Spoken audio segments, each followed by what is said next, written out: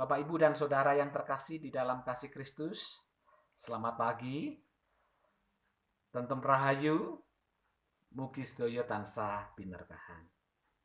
Kami di sini senantiasa berdoa, kiranya Bapak Ibu dalam keadaan sehat, kiranya Bapak Ibu semua senantiasa ada di dalam pemeliharaan dan perlindungan Tuhan kita Yesus Kristus. Dan kami berharap bahwa sebentar lagi atau beberapa saat lagi kita bisa beribadah secara langsung di gedung gereja. Bapak, Ibu, dan Saudara yang terkasih, firman Tuhan yang kita baca tadi dari Mazmur 18 ayat 1 sampai yang ke-51. Dan yang akan saya renungkan secara khusus adalah pada ayat yang ketiga dan ayat 7 serta 8. Adapun tema pada saat yang indah ini adalah Tuhan Sang Pelindung kita. Bapak, Ibu, dan Saudara yang terkasih, beberapa hari yang lalu saya melihat YouTube channel Kisah Tanah Jawa. Yang mana Om Hu, seorang ahli spiritualitas Jawa dan yang memiliki kemampuan untuk bisa melihat dan berkomunikasi dengan makhluk astral, menjadi host sekaligus narasumber pada channel tersebut. Dan pada saat itu membahas tentang keperkasaan Gunung Merapi di saat meletus. Om Hu menunjukkan bukti-bukti tentang kedahsyatan atas lava yang keluar dari Gunung Merapi. Banyak hal dan bahkan kampung-kampung terbakar habis karena kena lahar tersebut. Suhu yang keluar atau suhu dari lahar itu atau lava itu mencapai 250 derajat. Sehingga kita bisa bayangkan bahwa pada saat itu mengenai manusia pun, maka manusia itu akan segera terbakar. Tetapi di situ Om Hu menunjukkan suatu keanehan, di mana ada seperangkat gamelan beserta dengan wayang kulit yang tidak terbakar. Ya, meskipun ada sedikit sedikit rusak, tetapi itu tidak menghancurkan keutuhan daripada gamelan dan wayang tersebut. Padahal gamelan tersebut tumbuhannya itu berasal dari kayu dan wayang itu terbuat dari kulit.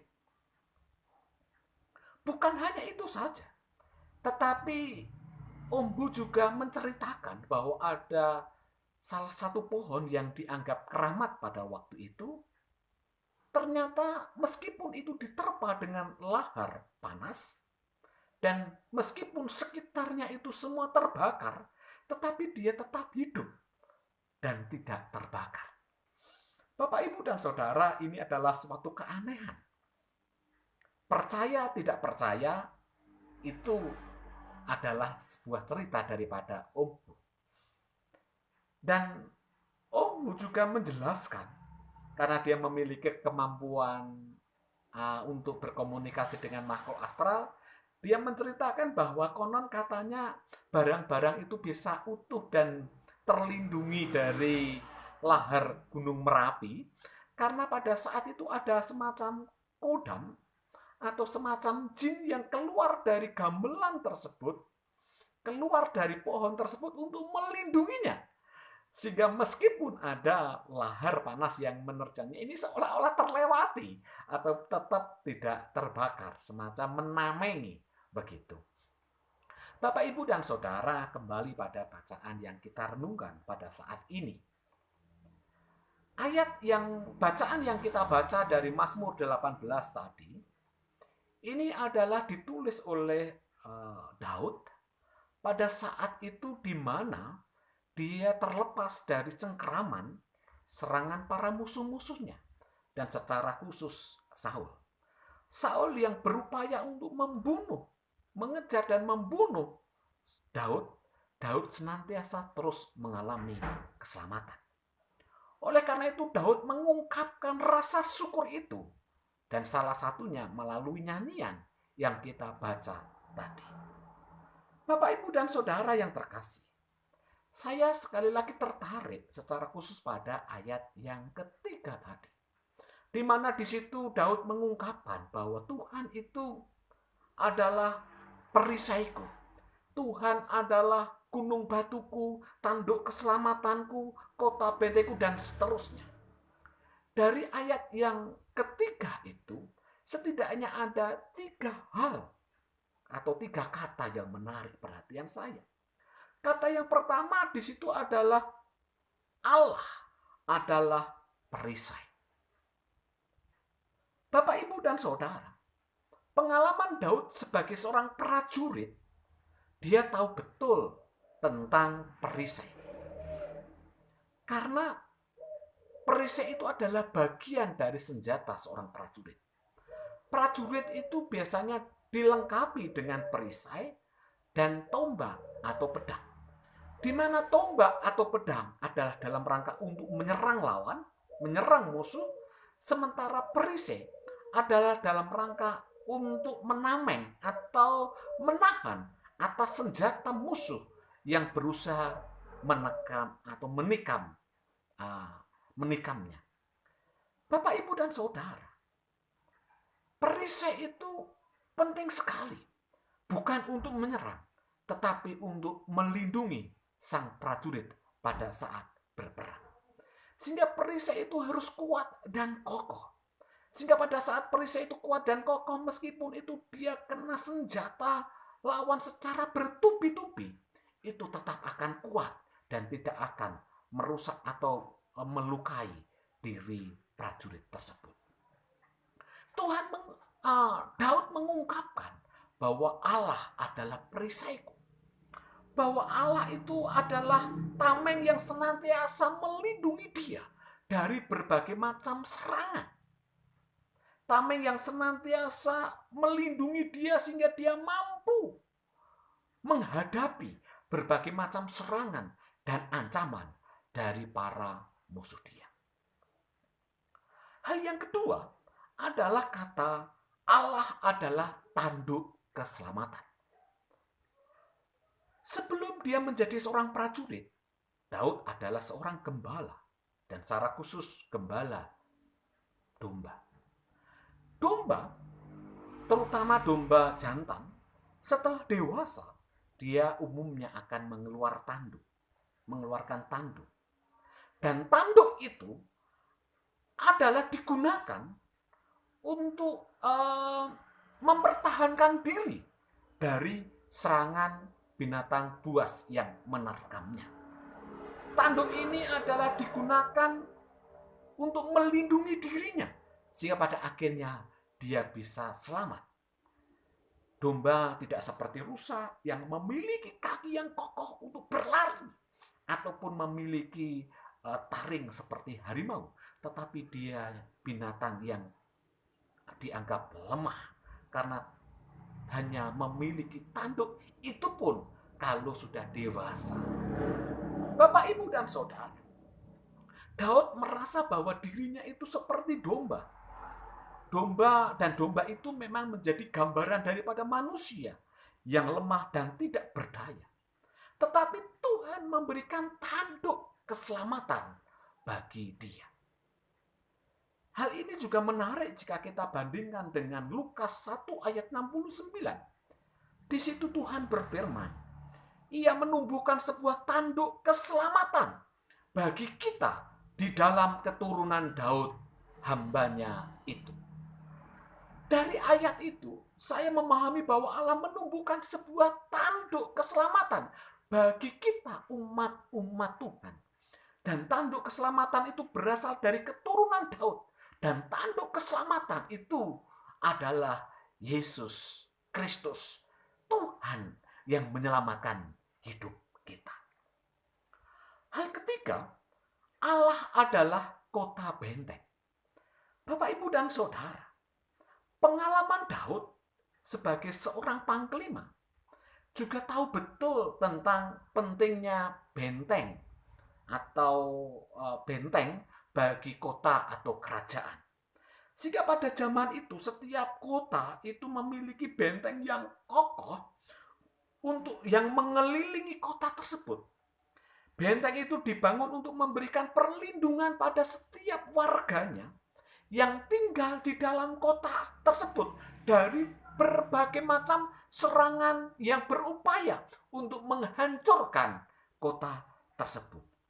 Musuh tidak akan bisa masuk tanpa melewati bahkan menghancurkan benteng tersebut.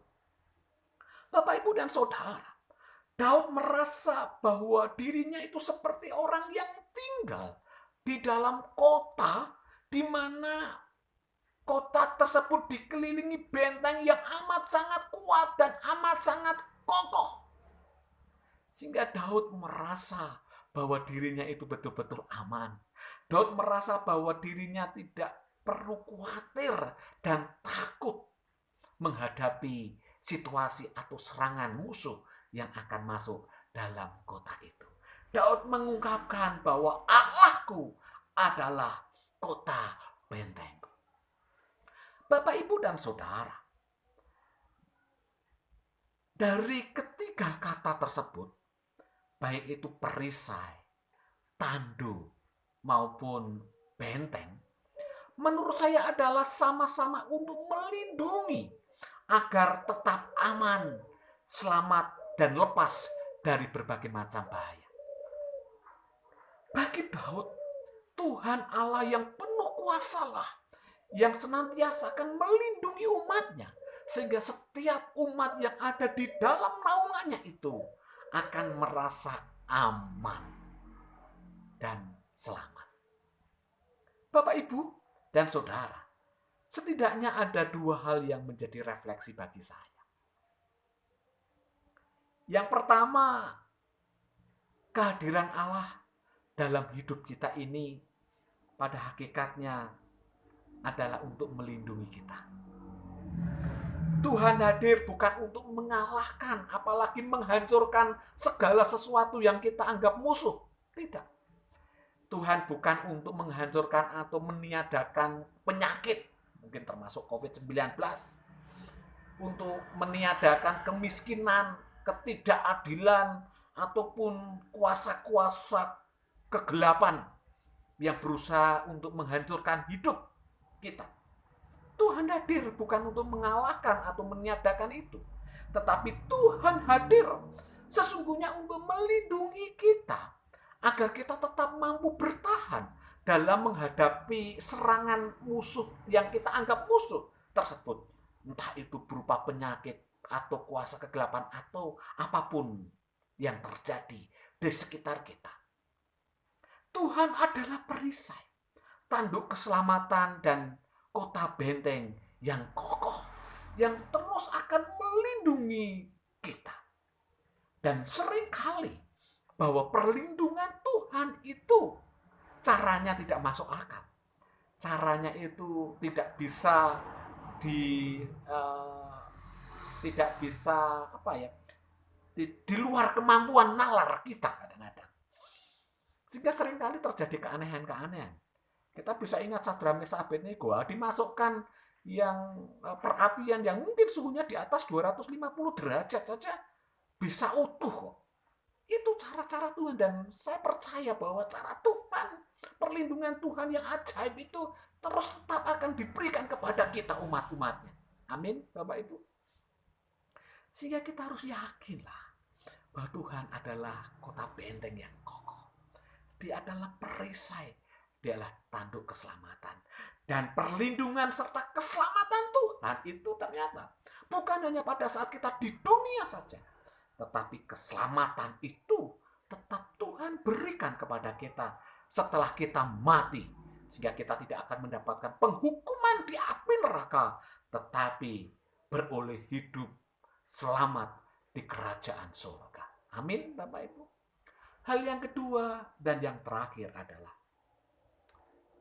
Daud terus berseru, berteriak minta tolong kepada Tuhan.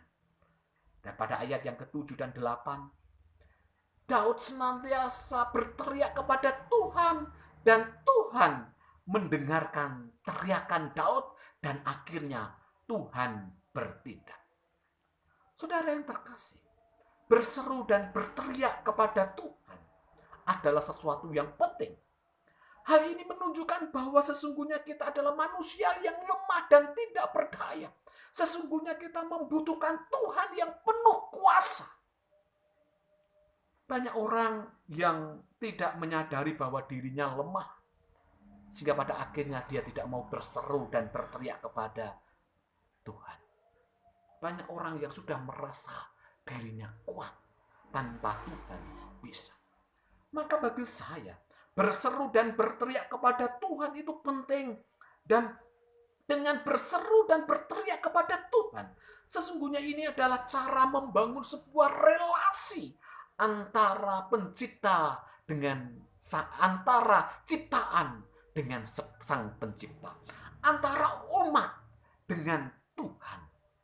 Membangun relasi antara kita manusia yang lemah dengan Tuhan yang penuh kuasa, antara seorang anak kecil dengan bapaknya.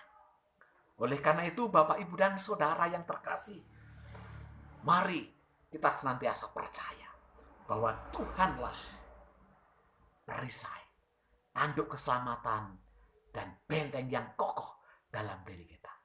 Kita percaya kepadanya, kita terus berseru dan berteriak, minta tolong kepadanya dalam segala situasi. Maka percayalah, Tuhan akan memelihara dan melindungi kita semua. Kiranya Tuhan memberkati kita dan selamat hari Minggu. Amin.